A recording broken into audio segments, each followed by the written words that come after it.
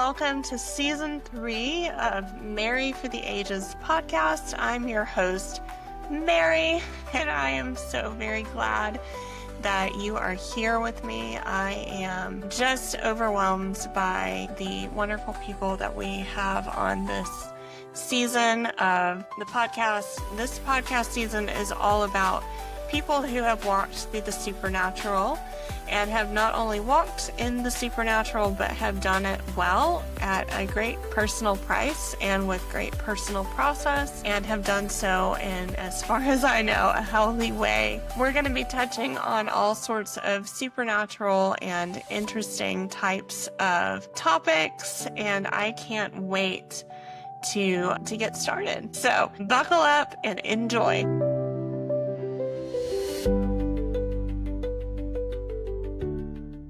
So I'm here with Shannon Mclaird, and she is somebody that I've really gotten to know well over the last couple of years. She's been in ministry for a really long time, and she has not only been in ministry, but also really pioneered in the prophetic.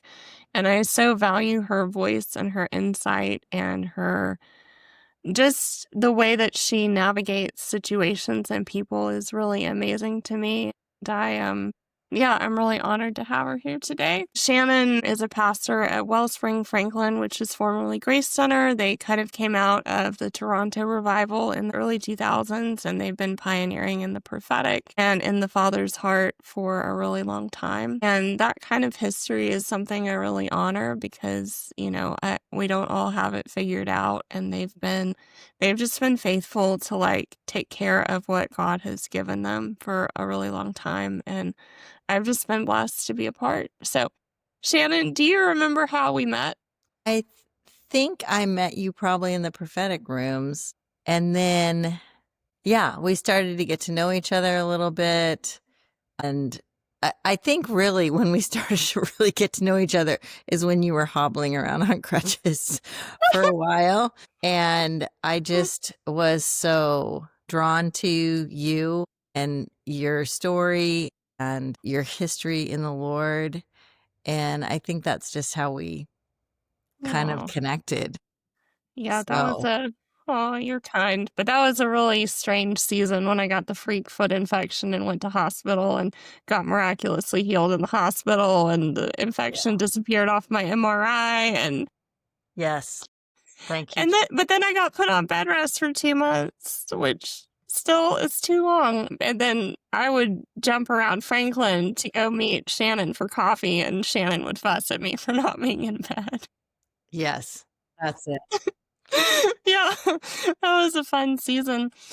So, Shannon, when did you feel like you first heard from the Lord? Well, it's interesting. I was not raised in a Christian household.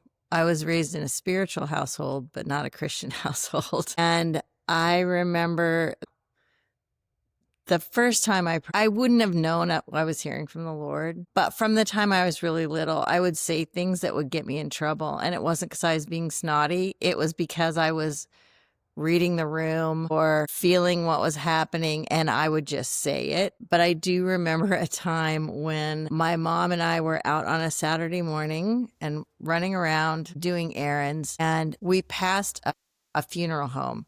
And at that point, I'd never been to a funeral home. I'd never been to a funeral. No one close to me had ever died. So it was weird. In looking back, it was weird that I said something like, that place gives me the creeps, or that something like that. And at our next stop, my dad had called to the place that we were going to be. This was long before cell phones. He had called and left a message saying, for my mom to call him. And we found out that my grandfather, my great grandfather, and my great uncle had all been drowned and all died in a boating accident. And in looking back, I didn't think much about it again, but in looking back, there were things like that would happen, but I wouldn't have ever, because I didn't know what the prophetic was. You know what I mean? Like, my mom thinks I'm psychic at this point. So, but I think for me, it's pretty subtle. I often think the things that I get that I'm just thinking them. Yeah. it's hard to recognize, oh, that's the Lord, except I'm paying more attention now to thoughts that come into my head. And as I was trained in prophetic ministry, that's gotten easier for me. But it still is difficult. I always think, oh, it'd be easier to be a seer, but I'm sure seers have their own challenges. Yeah, it doesn't build faith quite the way that you think it would, Right. I mean, unfortunately. I think that's it. And so I love when I'm ministering to somebody to have Uh-huh. a seer in the room is helpful Uh-huh. because then we can kind of put our intel together and get a more Yes. full picture. Yes. Yeah. I think it's really fun because we're not meant for things to be all separate or one or the Right. other. And there's also like not a better gift either. And I think everybody thinks that they have a better gift or that somebody else thinks that they have a better gift or people think somebody else has it going on. And I'm just like, when you've prophesied over me without fail, you read my mail. Sometimes tell me things that the Lord hasn't even told me yet. And I don't catch up until 2 weeks later. It's happened like 3 times this year. And I'm like, wait, hold on.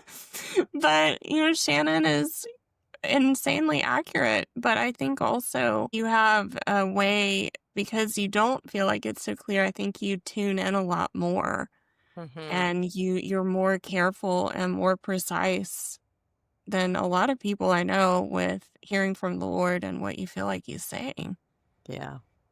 which is beautiful. Thanks. Thanks. So you were raised like, you had kind of these experiences and then what happened after that?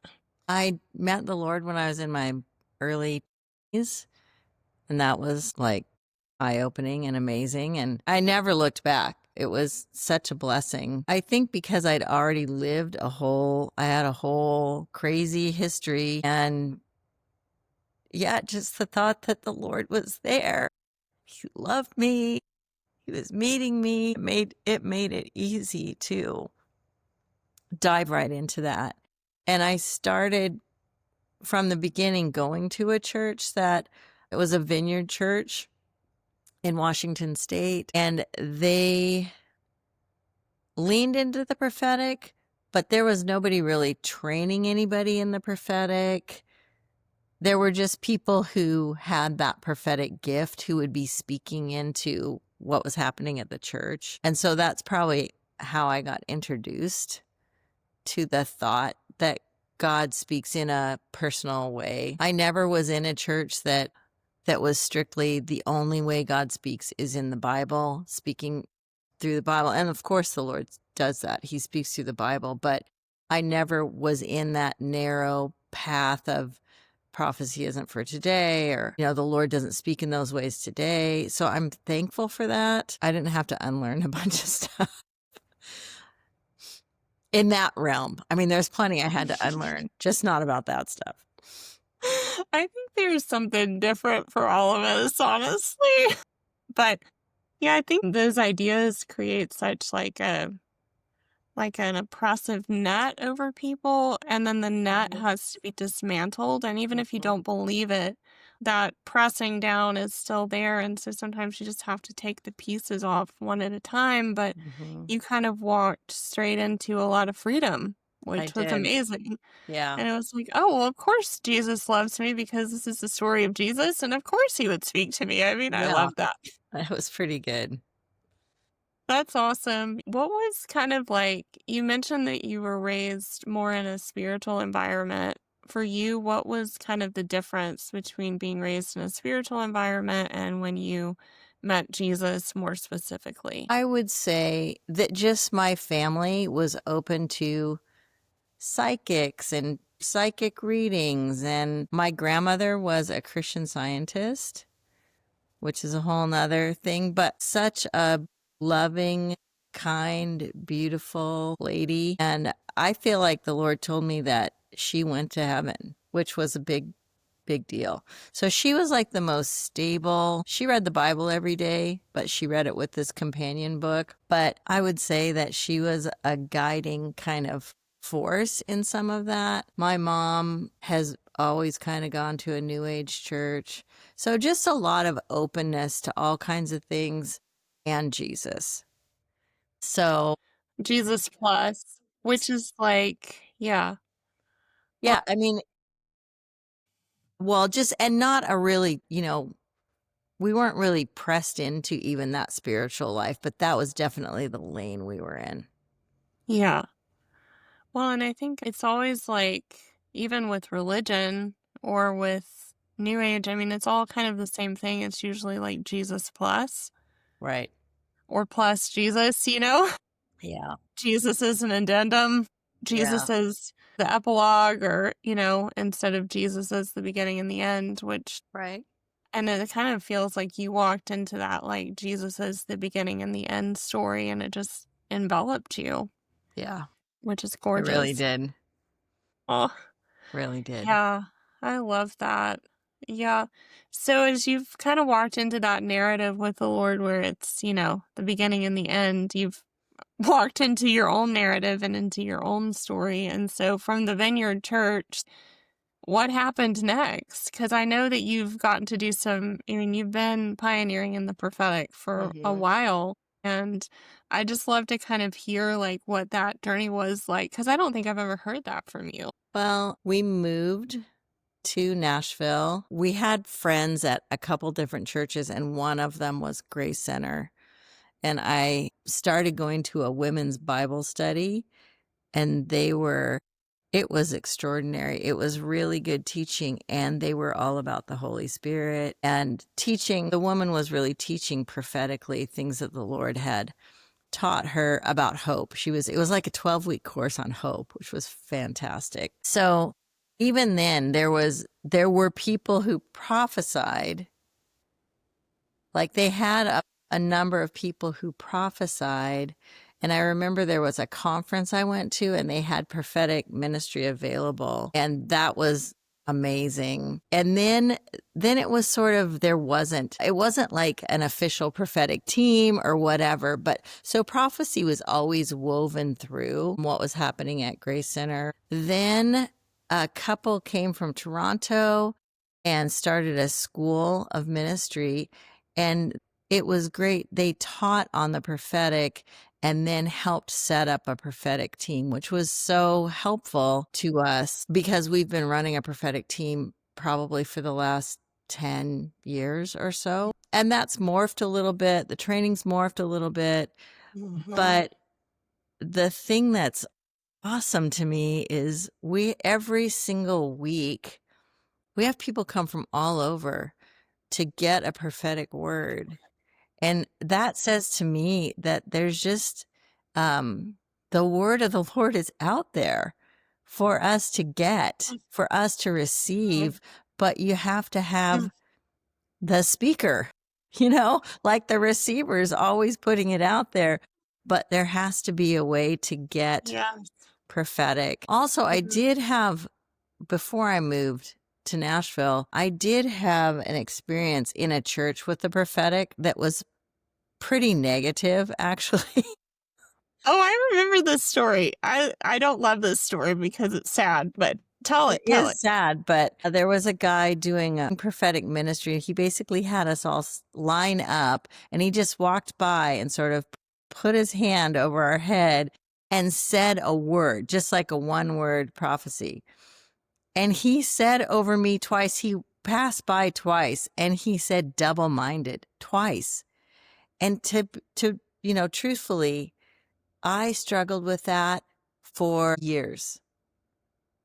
So the power of that Yeah. man's words, I just kept questioning, am I double-minded? I mean, sometimes you know what I mean? Aren't we all sometimes? But Right. it was really not helpful and without any explanation or anything, just this Solution. word Yeah.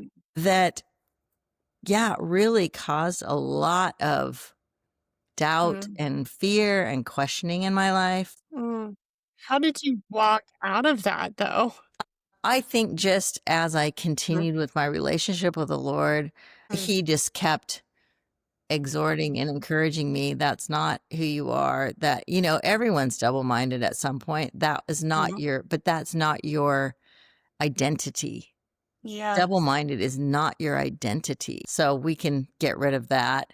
And Yeah. then it was helpful to hear other prophetic words that just spoke exactly the opposite. But it took, it just was a thing that kind of got planted Right. in a way. How did that like impact? Because, I had a similar experience early on in my own journey where I took a dream to a pastor and they basically were like, this dream just means that you're proud.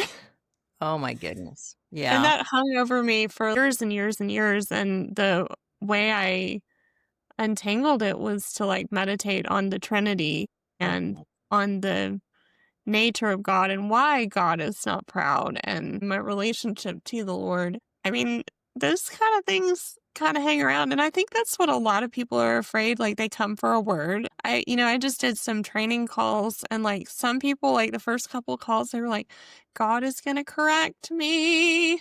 I mean, but how do you navigate like not having that sort of thing?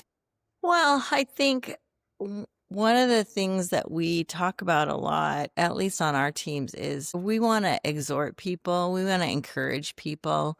We're not blowing hot air up their skirts, but we are. But you know what? There's a way to say something that is offering it as a gift, and there's a way to say something that is a hammer. I don't want to hammer anybody. The Lord doesn't hammer me.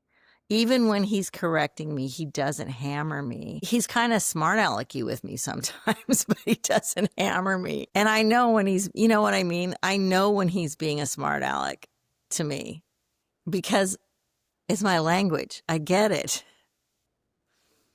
You know what I mean? But most of the time, the way that the Lord speaks to me it's full of kindness. It's full of invitation. And so we're careful to offer people the invitations from the Lord.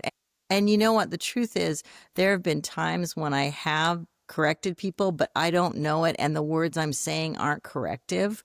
But because of their own personal history with what the Lord's talking about, you just said it, what the Lord's talking about, it is a correction. It's a correction because he's already been having the conversation with you.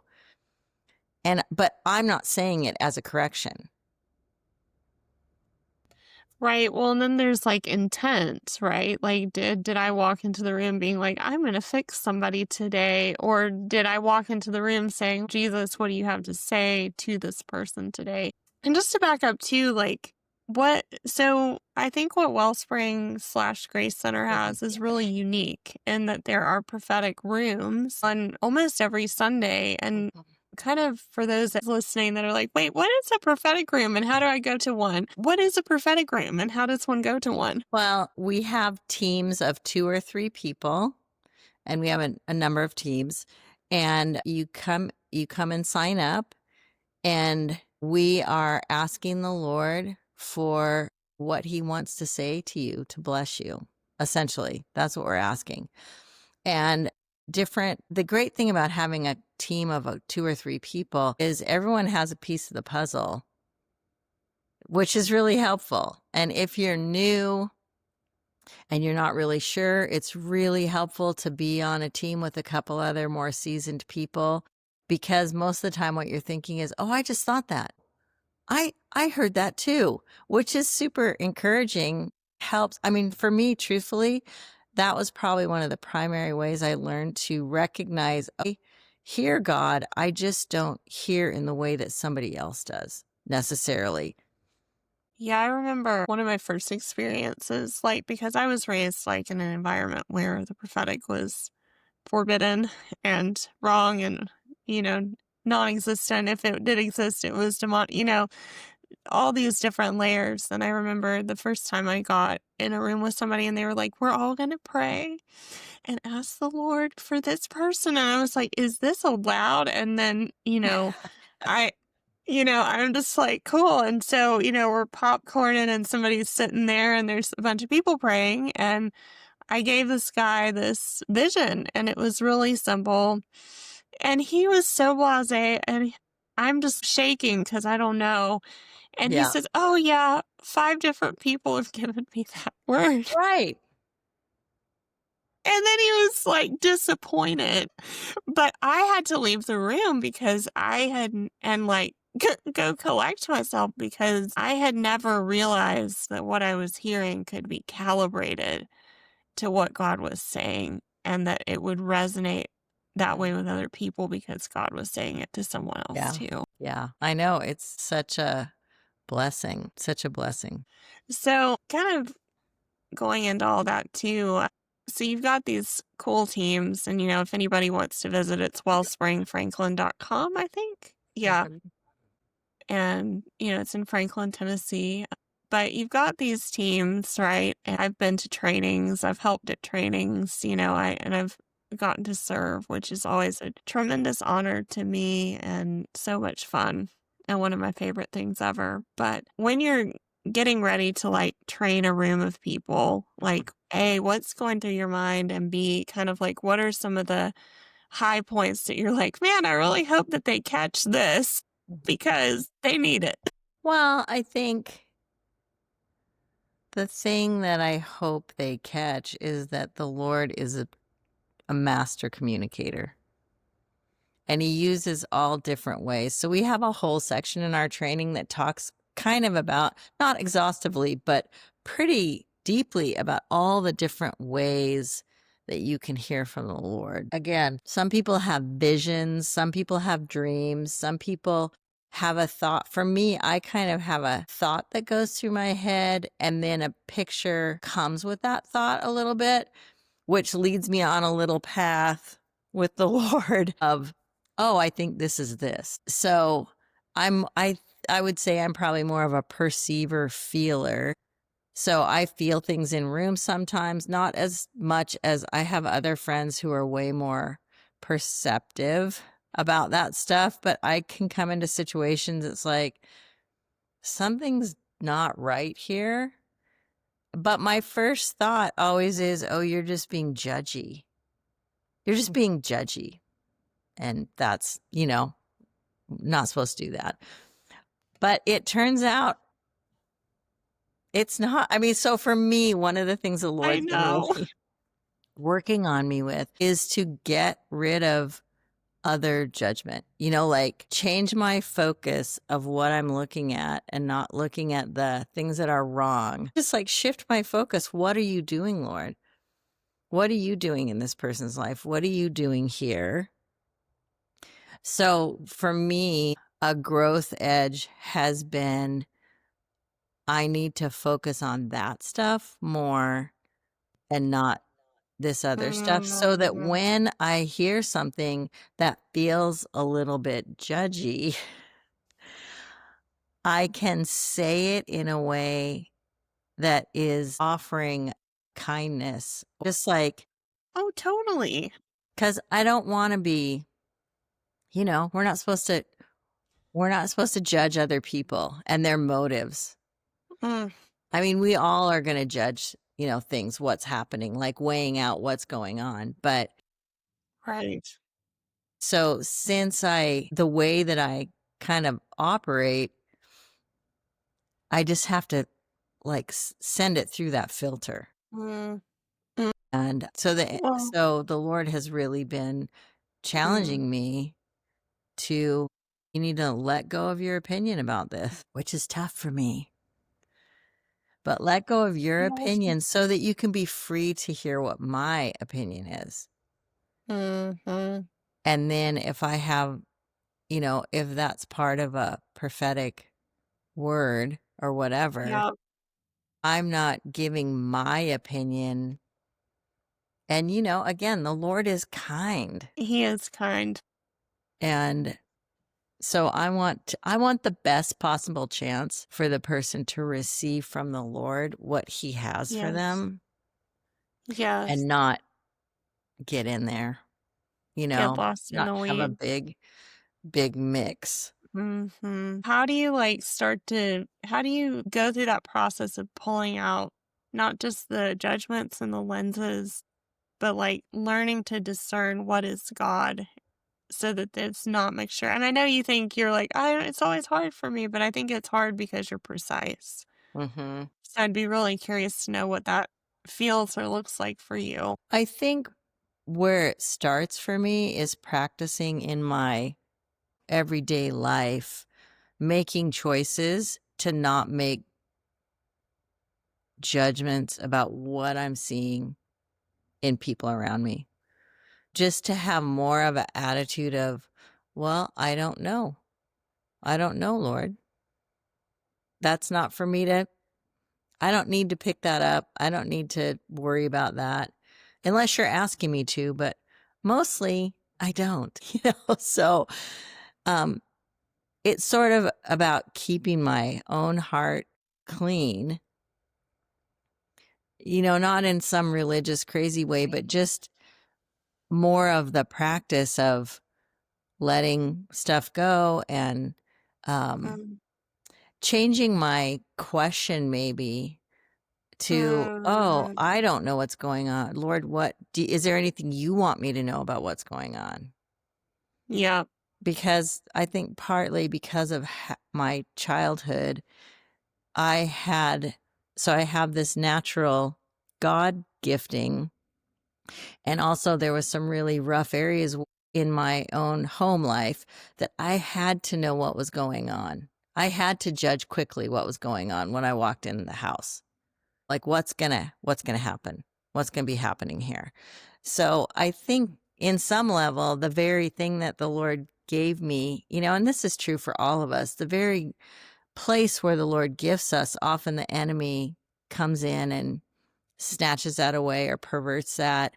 So it's harder to like untangle that. I see this with seers all the time where, like, somebody has an experience when they're 3, and then they're like, never want anything to do with that ever again. I'm going to shut this down Yeah. immediately.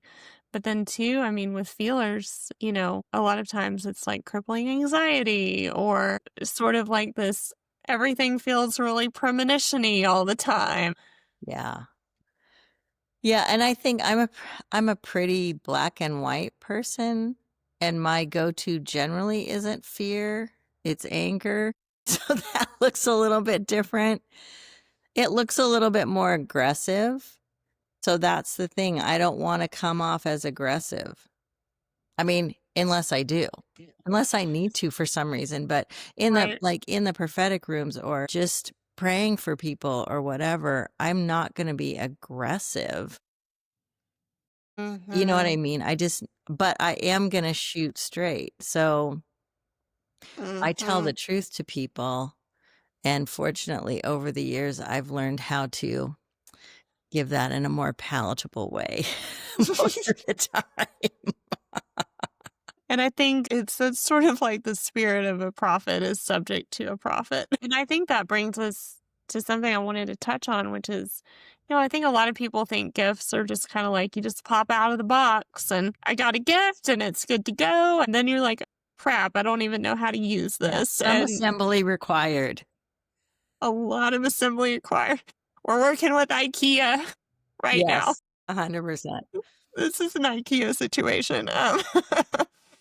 I've got this gift. It's like a schmarm table, and I don't know what to do with it. Yes. But I think that's, again, because we live in this world where we're all always getting input from the Lord and from the enemy. And it just sometimes takes a little while to sort out what's what. It takes being vulnerable with people, with friends who are kind enough to tell you, hey, I think this is an area you might need to work on. I remember I was saying something to a friend a few months ago, and I was in a mood about it, and I said it a certain way, and she was like, "That's not God." And I was like, "Thank you, Right. but really, thank you." Well, yeah, I mean, I think that that's one of the biggest things in the prophetic is you have to be humble.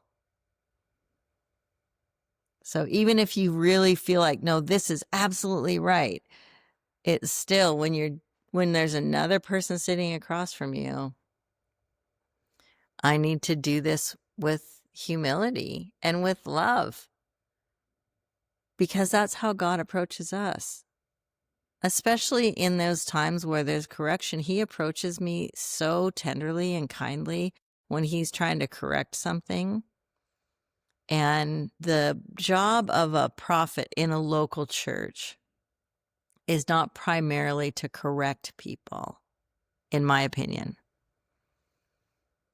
You know, there's one thing if you're bringing a prophetic word to an area where there's some correction or something, but when there's a person sitting across from you that the Lord loves deeply, I want to convey that as much as possible. Mm. Well, it's like a kindness that leads to repentance. And I love the proverb that says a soft word breaks a bone. Right. Yeah. I think about that all the time. I think sometimes, especially being online so much like I am right now, people have, I think, an expectation that, you're gonna say things a certain way. And I'm like, no, no, Right. no, no. Mm, We often have people who are kind of scared to go into the prophetic rooms because they're afraid. You know what I mean? They're afraid that God's going to rebuke them or something. And it's like, he might, but he's not going to do it in a way that uncovers you to the person probably sitting there. yeah, I remember one time we had this lady, we gave her a word, and it was so simple. It was like a dressed up version of God loves you, and she just burst into tears and she was like, Right. all I've ever wanted to know is that I'm good with God. Yeah.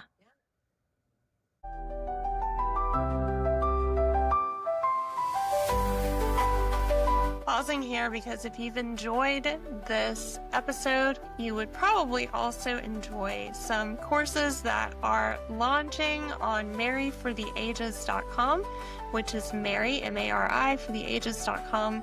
I have been teaching publicly and privately on the supernatural for almost a decade now, and I have taken some time to make some text-based courses that are designed to help you walk not just a supernatural life, but also a solid, rooted, and grounded life. And so if that sounds of interest to you, you can find those at maryfortheages.com, M-A-R-I for the ages.com. You can also join our Substack community, which is Mary for the Ages on Substack, where you will get updates and may even be able to join in some conversations there.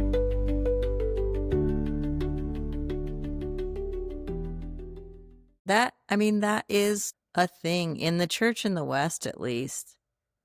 There's Mhm. so much confusion about the character of God. In my opinion, there's so much confusion, and people are often just waiting for the hammer to drop. And that's not how Yeah. God usually approaches us. No. Well, and I think so much of it, going into the deep end is that there are false systems of religion and belief and control that, you know, they insert voices that say they're God and sound like God and they're not. And And like, that's way more yeah, about empire than kingdom. ooh, talk about that a little bit. Well, empire is the systems, essentially, it's the systems of the world. Mhm. I mean, it's just like when Jesus was on the earth. Unfortunately, Mhm. so much of what he came up against. So there was the whole Roman government situation, but then there was also the Jews who were in control, and they were in an empire system. They're married to the empire for whatever reason. I mean, some of it was probably Mhm. legitimate. We don't want to be crushed by the Romans. We're just trying to work Mhm. this out. You know what I mean? But Jesus kept coming against that in all kinds of ways. offering invitations, opening the doors, and then finally just like, hey, you're a whitewashed tomb full of bones, like not quite so. Let me spell this out for you. But he was pointing at kingdom and empire are really different. Yeah. His kingdom is not of this world. Right. Yeah. Yeah, and I think the current prophetic movement has been super built around empire with exceptions, and I think Mm-hmm. the real movement that started in the 90s around the Father's heart, I think, was one of those exceptions because it was more about people getting connected to God. But a lot of times it's, you know, even prophetic words sometimes start to become about performance and who you're going to become and who you're going to be and what you're going to do for God and your life destiny. And that's wonderful and amazing. But what is that if you don't actually know Him? Yes. And also that creates an environment, in my opinion, and just seeing Yeah. kind of what's happened, it creates an environment of, well, it sort of stops the people in their tracks. So either they're going to perform to Mhm. try to get to this thing, not Yep. become. And it also, I've seen it cause people to not actually go on their own journey with the Lord, but to go from Mhm. one prophetic word to another prophetic word to another prophetic word, Mhm. but not ever, or not deeply like, Mhm. what is this? And I know Yeah. that that's true in my own life. I've got lots of prophetic words, and a lot of them are the same. If you keep getting the same prophetic word over and over again, you got to ask, all right, what am I missing? Is this just timing, Yes. or what have I not stewarded what you've given me? And I'm Oh. waiting for the magic wand to come and ting, okay, or whatever. Yep. I feel like that's like pretty much all I do is like teach people how to steward. They're like, how do I become a seer and see entities and blah, blah, blah. And I'm like, did you have a dream? Like, let's start there. Like, what is the last thing he said to you and what did you do with it? Right. Or, you're sitting on a pile of 20-year-old prophetic words and you never got out your planner. Well, Or yeah. you got out your planner and tried to reverse engineer everything. Right. I do that one a lot. So, yeah, it's just Mm, growing with the Lord. I mean, I think the best thing you can do is grow in love and humility. yeah. That's that is a place where the Lord can land. And always the words that we get and the way that we think they're going to happen, or what we're hearing, we just put it Yeah. over what we're seeing in our life and try to Mhm. figure that out. And that's just almost not ever. I mean, so many times I've had prophetic words and I go back and read them. It's like, oh, this was that. This was that.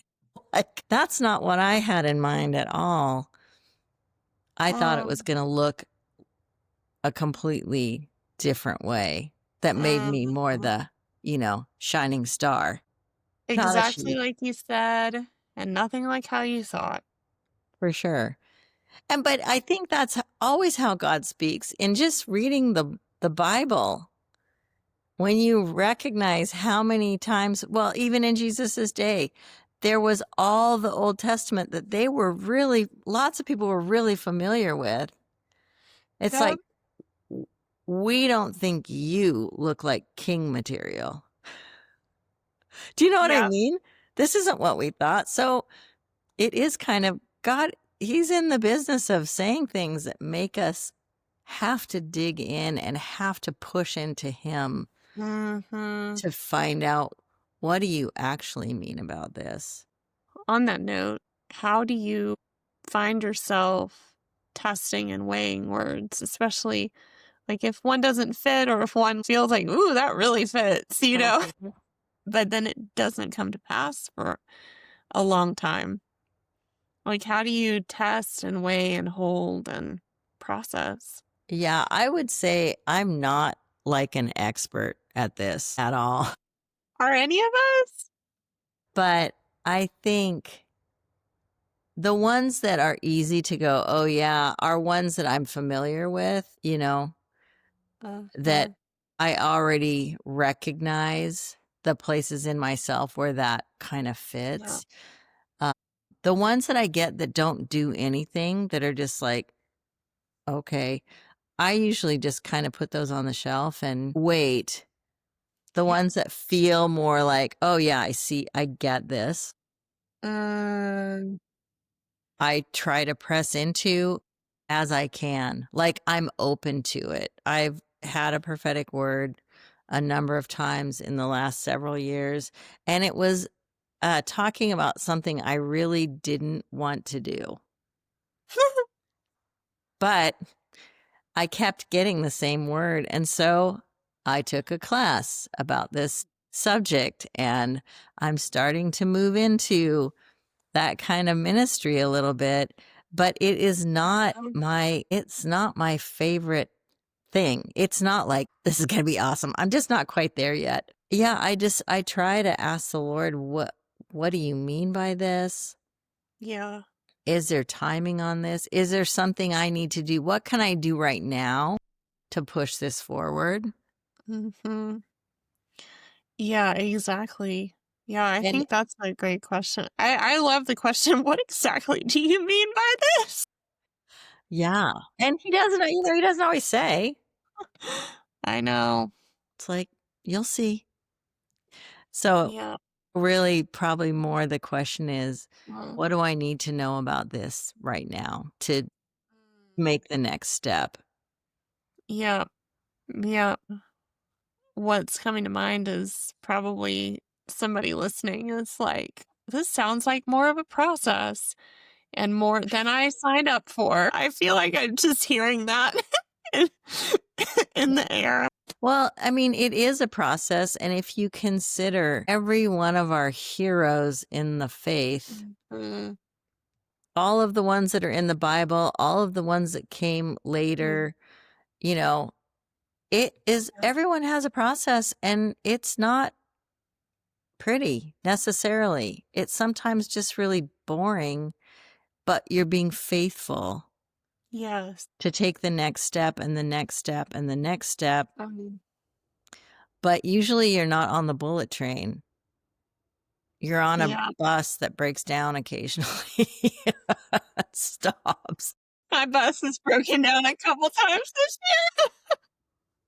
I think it's hard, especially for Westerners, because we're so Mhm. used to having everything right now. I mean, I can pick up my phone and I can have almost anything I want delivered to my door within 24 hours. That's where we are. Mm. Well, I'm a little hungry, so I'm kind of thinking, I'm like, ooh, Uber Eats. There you go. But it's just that's not how the Lord is. Right. And he's not withholding to be mean. He's not slowing the process down to be mean. Yeah. He's going at a pace that if we follow him, we'll succeed. I mean, I've done plenty of things where I've jumped ahead of the process, and it just isn't pretty. Yeah. We all think, oh, I'm totally ready for this. It's like, maybe, maybe you are, but if the Lord's not actually really opening that door for you, you probably Mhm. aren't quite as ready as you think. And there's maybe a few more things that the Lord wants to. Uh, And when we think about all the tests that David went through, all the tests that, I was just thinking, yeah. I mean, Saul of Tarsus went through some testing. He has this massive vision of the Lord, an encounter with Jesus that blinds him. And then he goes off.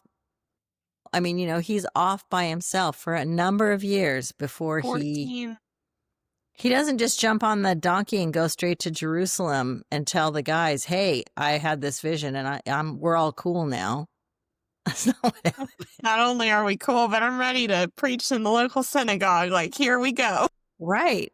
sometimes when you start walking into the thing that he's promised, you're like, oh no, actually, I wasn't ready for this at all. I don't think God ever invites us into something that we're not going to have to rely on him for. 100%. That is the lesson the Lord's been teaching me in the last year. All Mm, my tips and tricks that I didn't know I was relying on. The number of times in the last year that he's said to me as I'm journaling, don't lean on your own understanding. It's mm, like horrifying, but also thank you, Lord, for mm, showing me I'm leaning on my own understanding. I'm leaning on the process, not on the Prince mm. of Peace. Yeah, he's been talking to me a little bit about math, like kingdom math, which I think Jeff at Wellspring has been talking about too. But, he does multiplication, he doesn't do addition. He doesn't just add. He's not really much of a subtractor. Sometimes he divides and subtracts, but he's more into multiplication. Jeff is, often will jump up on a Sunday and be like, red and orange make purple, and 2 plus 2 equals purple, and I sometimes I want to do math, literally and figuratively, to be like, an X plus Y equals Z. Right. Well, because that's a direct, logical, linear. If you do this and this, it does Mm. this. While that is probably true in the kingdom, there's a whole set of laws and rules that we don't understand. I need to get a code book over here, please. I need to understand. Exactly. I know, yeah. So basically, the short version is if you get a word, it might equal purple. And also, Well, and you just might have to go on a non-linear circular path to get there that Mhm. feels like you're wandering in the desert, but in reality, it was so weird. I was Googling something this morning, and instead of my search popped up this verse in Isaiah, and it'll make streams in the deserts and in the lonely places. And it was not related to what I was searching. But I think sometimes we're like, we're in the wilderness and we're going around and around, and Right. we're But isn't not. it We're just in a ironic process. that when Jesus was maxed out, he went to the wilderness. He went to be by himself so he could focus in on the Lord. Hmm. We hate the wilderness. I love the wilderness, but I'm strained. Yeah.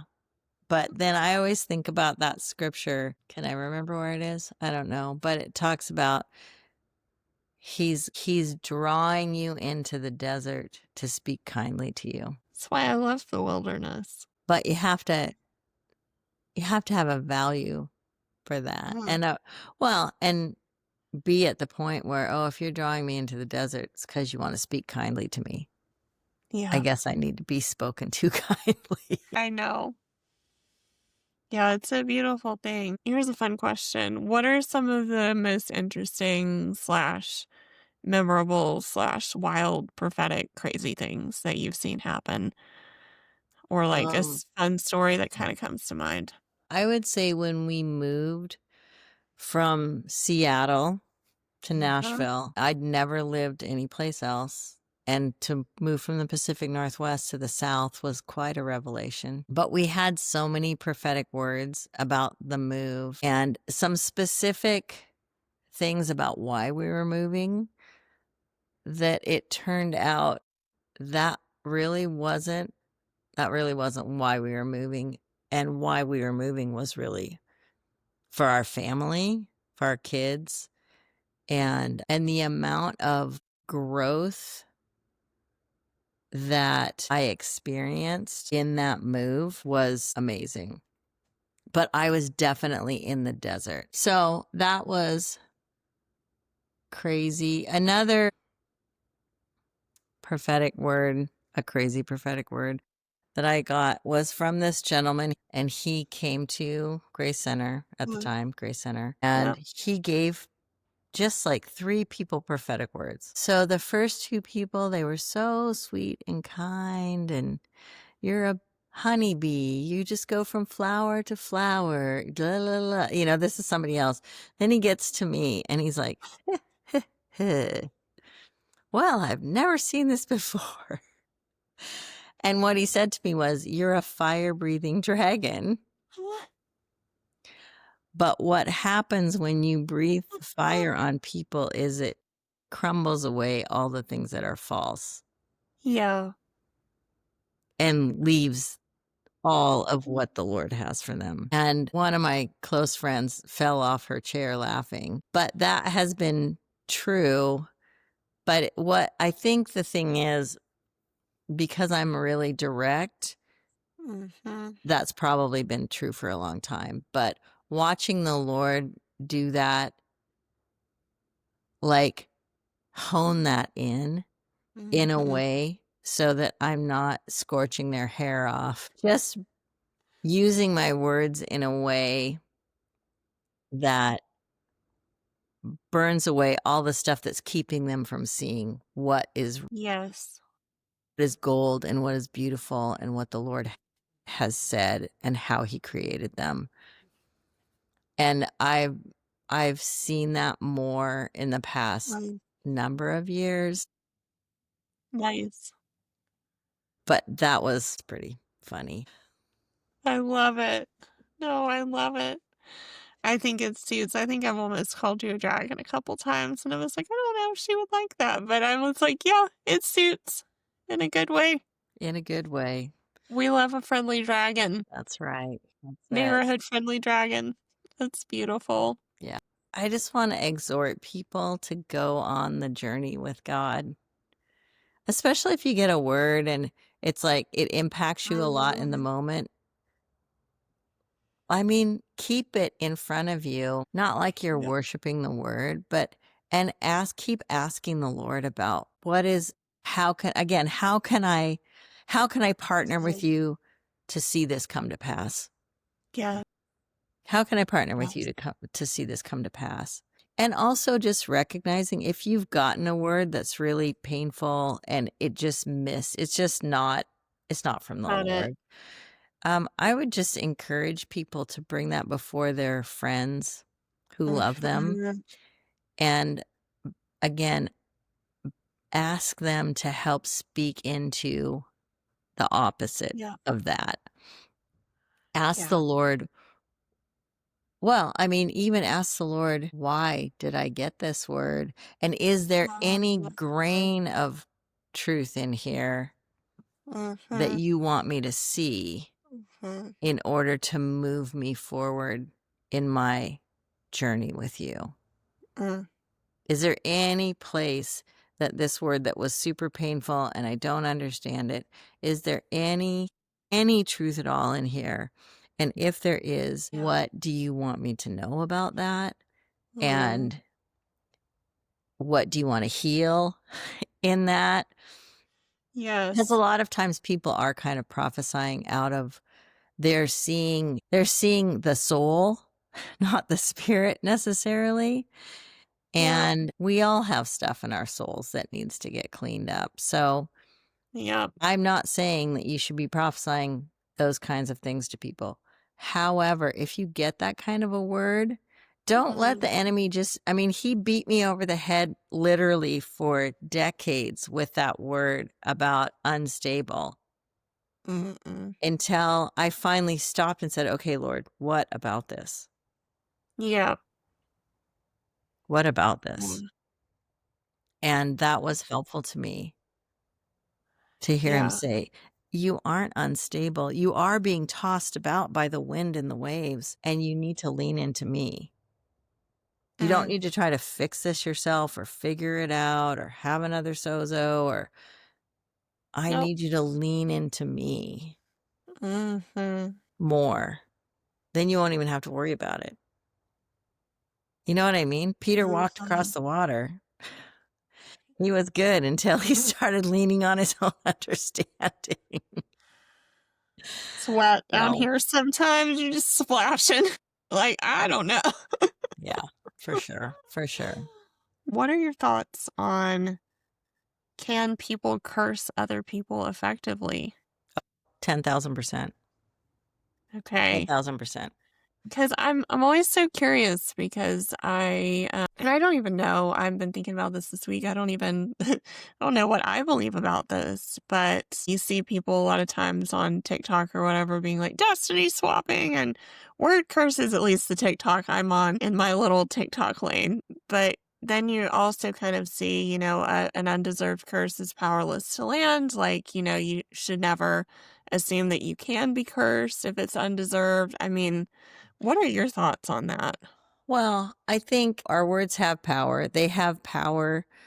They can shift our cellular being. Mm, Um, mm, and I think the thing about the undeserved curse, you have to know that it's undeserved. And a lot of mhm. us, there's kind of three voices always happening in our head: the Lord, I mean, the Holy Spirit, your own voice, and the enemy. But the enemy, so often, for me, I recognize that thing that I think is my voice is the enemy speaking to me.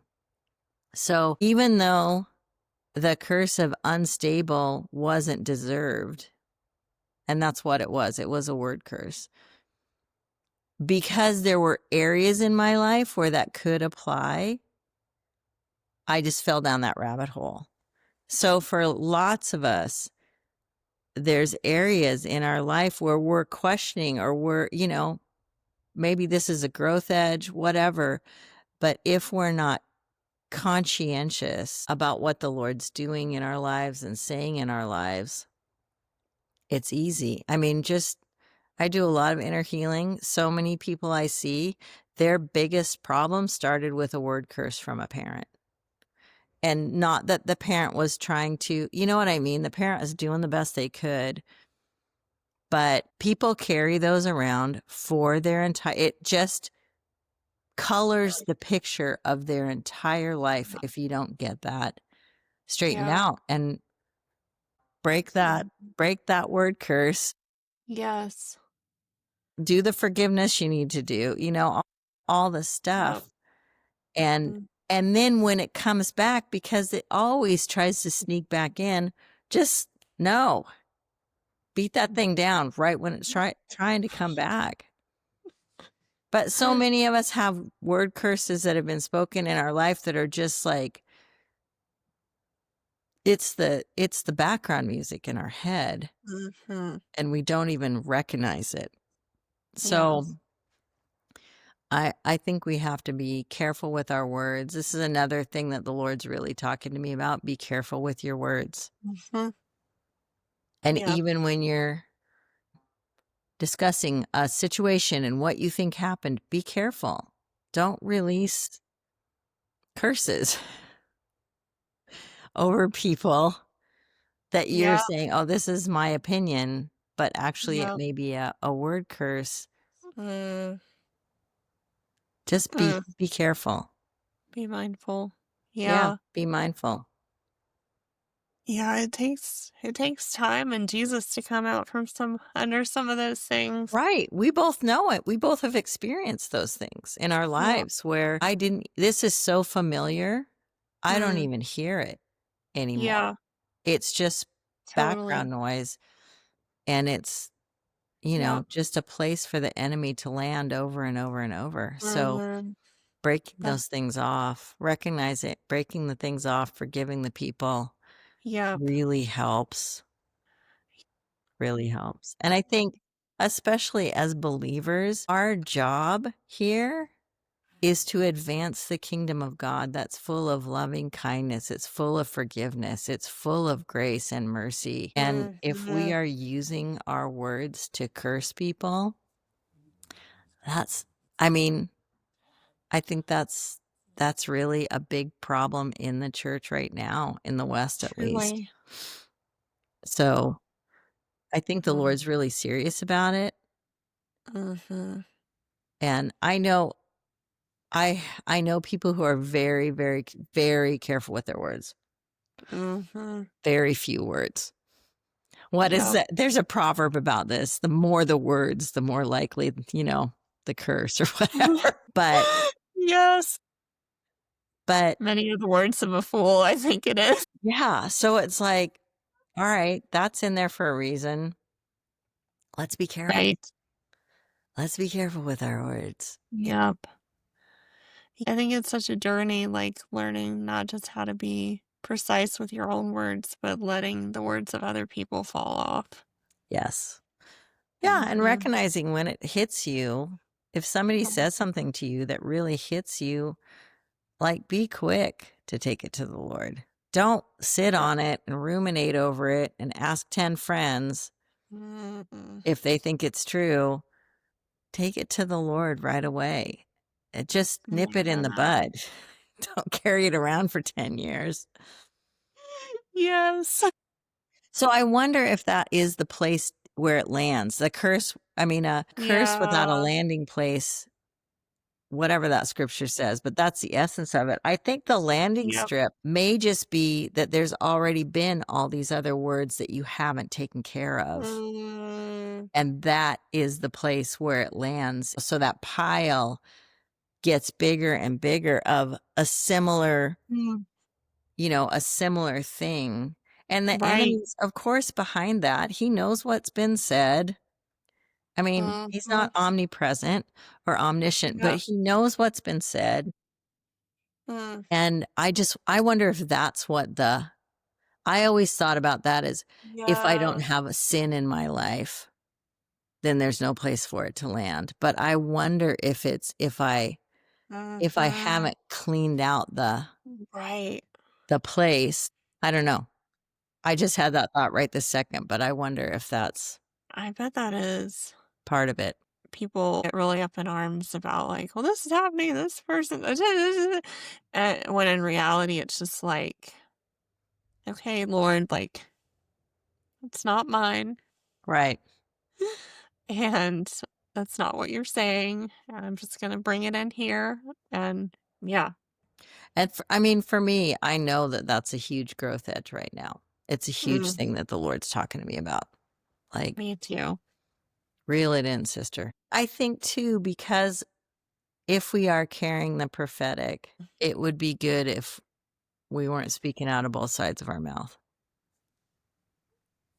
It would be great. So that the words that you actually speak carry the power and the weight Mm, that the Lord has designed for them to carry in people's yes. lives.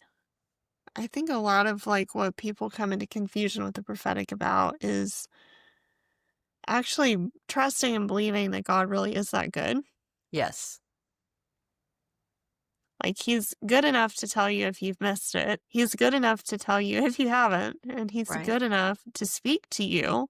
He's kind enough to love you. And I think that's really a life message for you is like, yeah, he is actually good enough and kind enough. And yes, there is a fire breathing dragon that comes and melts off the bit Burns off so the that junk. what's So, true can remain. yeah. And yeah, just want to honor you. I've just so greatly benefited from your life and just from who you are and from the fire breathing and from the love and the what in the world are you doing walking around on crutches? You're supposed to be in bed and just the person that you are. Oh, thanks. Yeah. More than the amazing prophetic gift and the wisdom and the years. I think it's just the person that you are. So if you want to connect with Shannon, how would one connect with Shannon? Are you on Instagram? I am Mclaird, Mclaird. My Nice. handle on Instagram, and my email is smclaird@gmail.com. Nice. That's awesome. Thanks so much, Mary. It's been super fun. Thank you so much for joining me at Mary for the Ages podcast.